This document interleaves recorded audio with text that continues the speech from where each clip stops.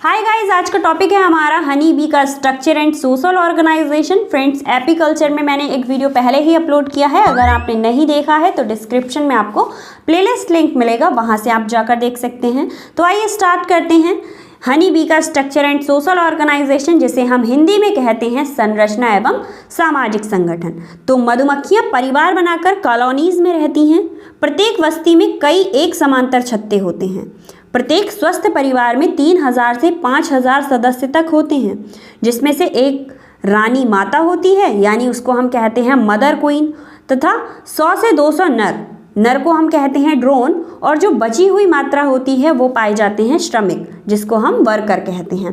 तो यहाँ पर 5000 सदस्यों में से एक क्वीन होगी, 100 से 200 नर होंगे, और जितनी बची हुई मात्रा होती है वो सारे वर्कर्स होते हैं। सबसे पहले बात करते हैं रानी की, यानी रानी मधुमक्खी में क्या क्या क्वालिटीज़ पाई जाती हैं। रानी मधुमक्खी को प्रत्येक परिवार में सरलतापूर्वक पहचाना जा सकता है। इसकी लंबाई 15 से 20 मिलीमीटर, उदर के पीछे की ओर ढालू और नोकदार पंख छोटे होते हैं। इसमें मैंडिबल्स पतले नुकीले होते हैं। इसके डंक यानी स्टिंग नहीं पाए जाते। केवल एक अंडरोधक रहता है। मोम और लार ग्रंथियां भी नहीं होती। यह हमेशा निषक्त अंडे से उत्पन्न होती हैं। जो मदर क्वीन होती हैं, या फिर आप क्वीन कह सकते हैं, ये हमेशा निषक्त अंडे से उत्पन्न होती हैं। रानी मधुमक्खियों का जीवन काल 2 से 5 वर्ष का रहता है, और ये प्रतिदिन यानी पर डे 200 से 300 एग्स देती हैं। बट अगर इनके पूरे लाइफ साइकिल की बात करते हैं, पूरे लाइफ की बात करें, तो ये 15 करोड़ अंडे दे सकती हैं। पूरे जीवन काल में ये अपने 15 करोड़ अंडे दे सकती हैं। जब वृद्ध होकर अंडे देने योग्य नहीं रहती तो श्रमिक मधुमक्खियां उन्हें बाहर निकाल देती हैं या फिर मार डालती हैं, और किसी रानी की पुत्री को अपने स्वामिनी बना लेती हैं। जब एक रानी अंडे देने लायक नहीं रहती तो या तो उसे कुछ वर्कर देकर बाहर निकाल दिया जाता है, या फिर उसे मार डाला जाता है। ज़्यादातर केसेस में ऐसा ही होता है कि उसके साथ कुछ वर्कर्स चले जाते हैं और वो लोग बाहर जाकर रहने लगते हैं। वो एक नया घर बनाते हैं, एक नई क्वीन बनाते हैं, और फिर से एक नए छत्ते का निर्माण करते हैं, और जो पुरानी छत्ते में है वहाँ पर एक न्यू क्वीन सेलेक्ट कर ली जाती है, जो कि एग देती है, और श्रमिक उसकी सेवा करते हैं, यानी वर्कर्स उसकी सेवा करने लगते हैं। उसके बाद बात आती है हमारी नर की, यानी ड्रोन की। ये रानी मधुमक्खी से छोटे होते हैं और श्रमिक मधुमक्खी से आकार में बड़े होते हैं। ये मीडियम साइज़ के होते हैं, श्रमिक से बड़े होते हैं और रानी से छोटे होते हैं। इनकी जो साइज़ होता है, आकार होता है, वो 15 से 17 मिलीमीटर लंबे तथा मोटे होते हैं।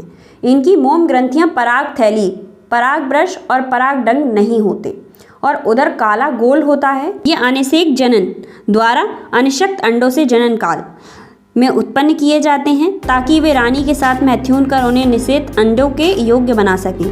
मैथ्यून के अतिरिक्त यह अन्य कोई कार्य नहीं करते और श्रमिक मधुमक्खियों द्वारा लाए गए भोजन पर निर्भर रहते हैं।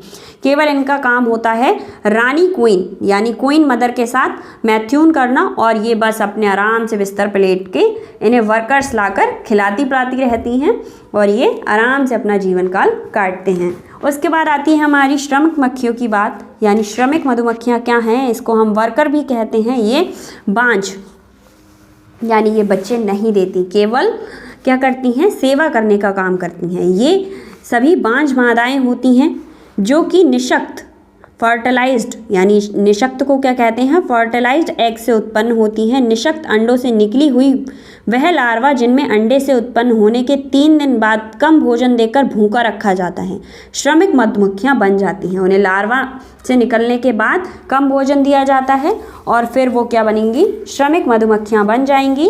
इसके पंख बड़े, उदर नुकीला, डंकदार और मैंडिबल्स चम्बचकार तथा मोम को चवा छत्ता बनाने के लिए उपयुक्त होते हैं। श्रमिक मधुमक्खियां नर से अति छोटी और पतली होती हैं। उसके उदर में निम्न तल पर मोम ग्रंथियां होती हैं, जो कि लगातार मोम बनाती हैं, जिससे छत्ता बनता रहता है। तो ये हमारी थी संरचना और सामाजिक संगठन। ये थी हमारी संरचना और सामाजिक संगठन, जिसमें अगर हम सामाजिक संगठन की बात करें तो इसमें 3 सदस्य पाए गए, क्वीन और ड्रोन एंड वर्कर, रानी, नर और श्रमिक मधुमक्खियाँ। मिलते हैं नेक्स्ट वीडियो में, तब तक के लिए thank you so much friends. अगर आपको इसके नोट्स चाहिए तो डिस्क्रिप्शन में आपको PDF लिंक मिल जाएगा, वहाँ जाकर देख सकते हैं, और सारे वीडियोस देखने